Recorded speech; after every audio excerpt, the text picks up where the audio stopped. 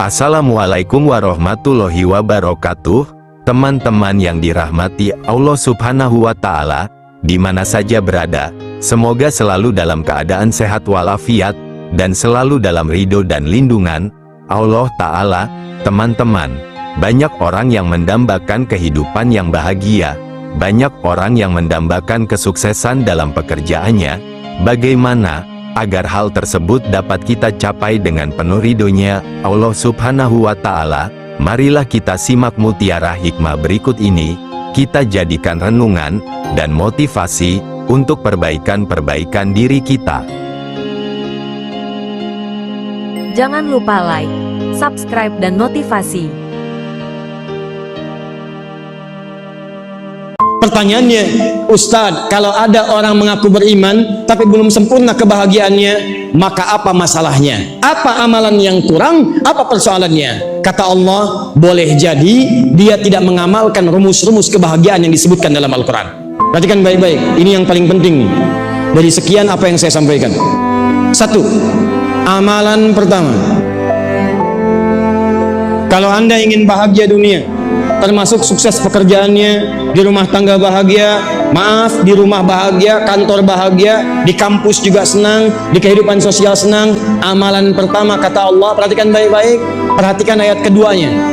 Qad aflahal mu'minun, ayat keduanya, alladzina hum fi sholatihim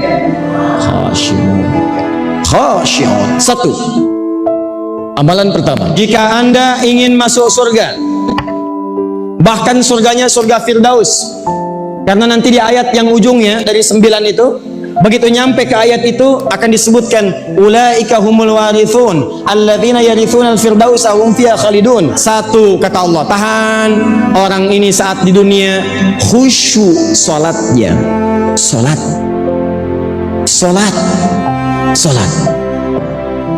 Nih,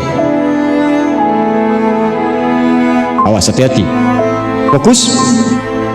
Jadi kalau Anda ingin bahagia dunia dan juga mulia akhirat, maka amalan pertama apa kata Allah? Sholat, Pak, Bu, sholat.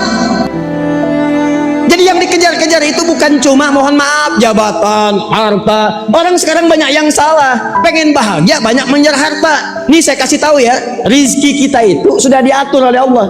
Anda tinggal bergerak saja, rizki diberikan dan tidak akan pernah berkurang, pas ukurannya. Itu ada ketentuannya di Quran.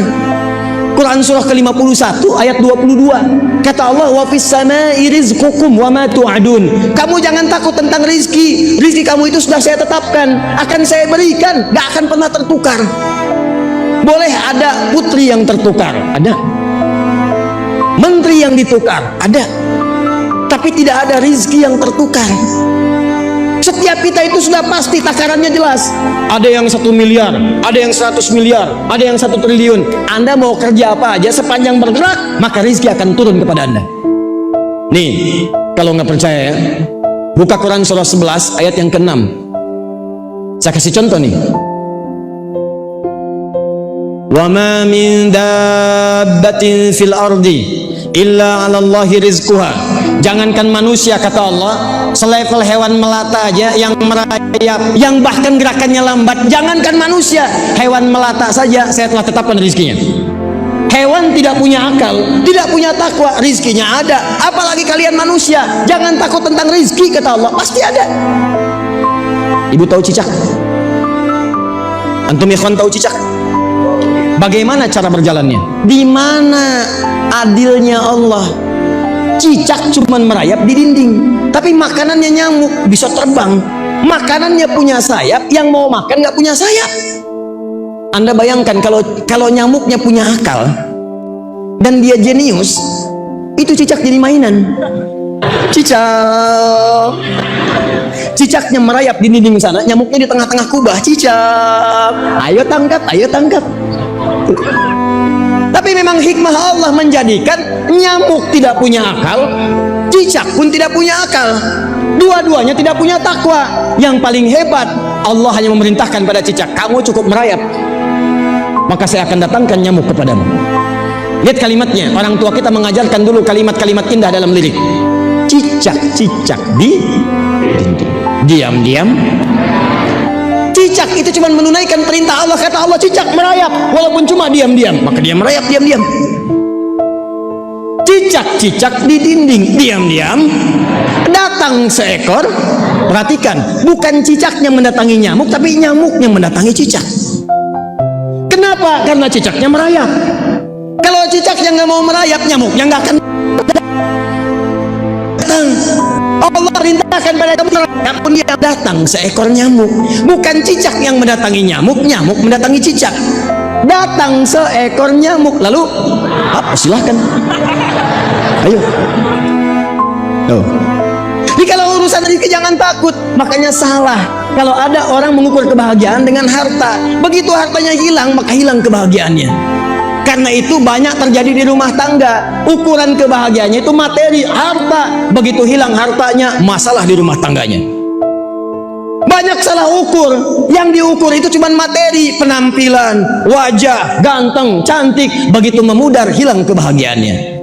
Maka kata Allah, kalau Anda ingin latihan mendapatkan kebahagiaan, maka yang pertama, dapatkan kebahagiaan itu dengan ikhtiar. Salat, salat, salat. Saat kita dipanggil oleh muadzin untuk menunaikan salat dalam azan, hayya 'alas salat. Nah, apa rahasianya?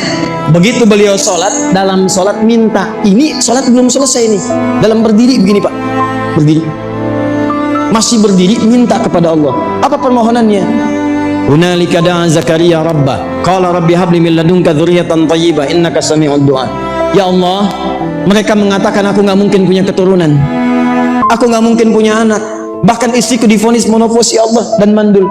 Maka saya hanya memohon kepadamu yang tidak punya batas. Kalau manusia mengatakan ini ada batasnya, kalau manusia mengatakan ini nggak mungkin sembuh, kalau ada orang mengatakan ini nggak bisa, mustahil, maka ini tanda dari Allah. Tinggalkan pendapat manusia, minta kepada Allah. Apa yang dikerjakan? Sholat.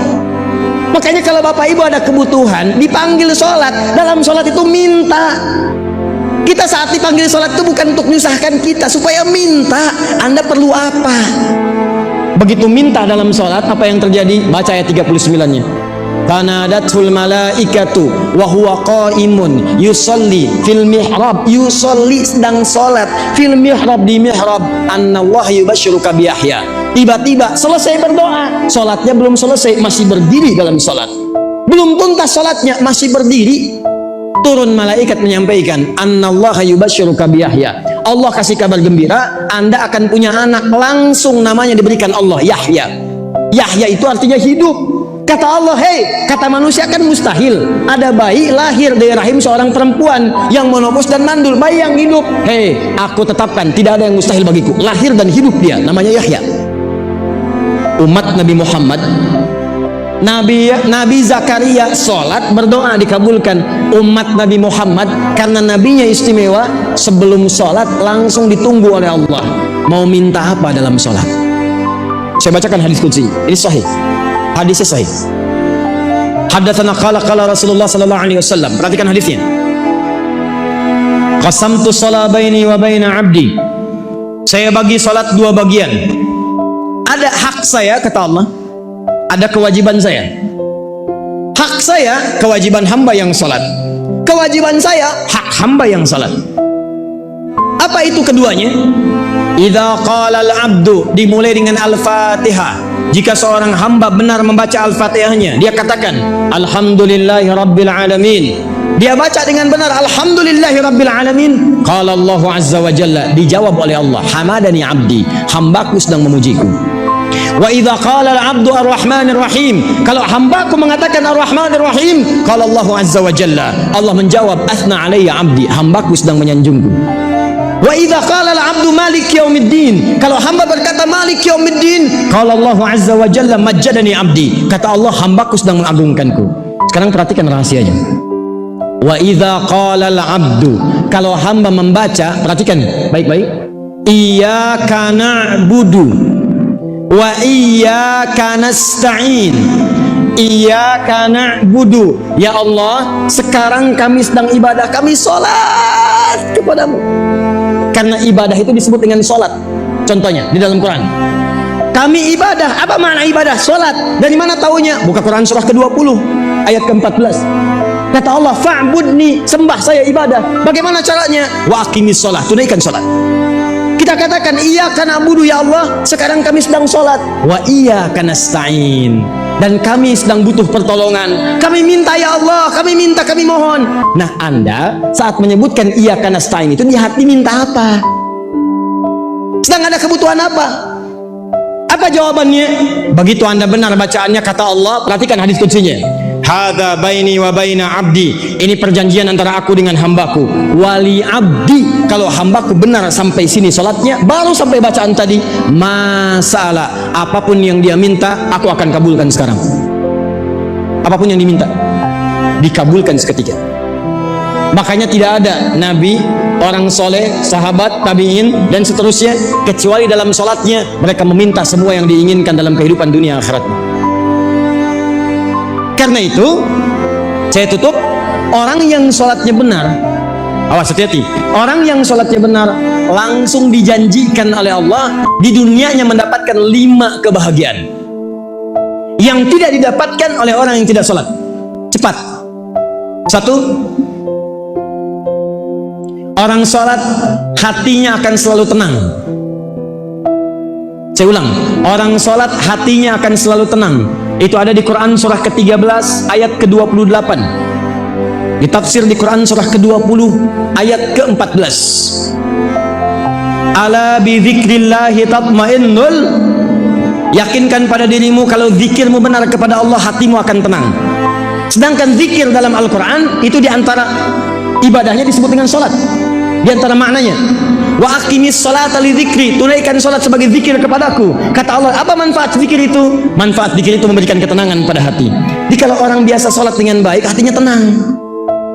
Makanya ibu, ya Pak, saya sarankan kalau sedang punya masalah, ambil wudhu, sholat. Demi Allah saya katakan, walaupun solusinya belum datang, tapi hati sudah tenang. Jangan lupa like, subscribe dan notivasi.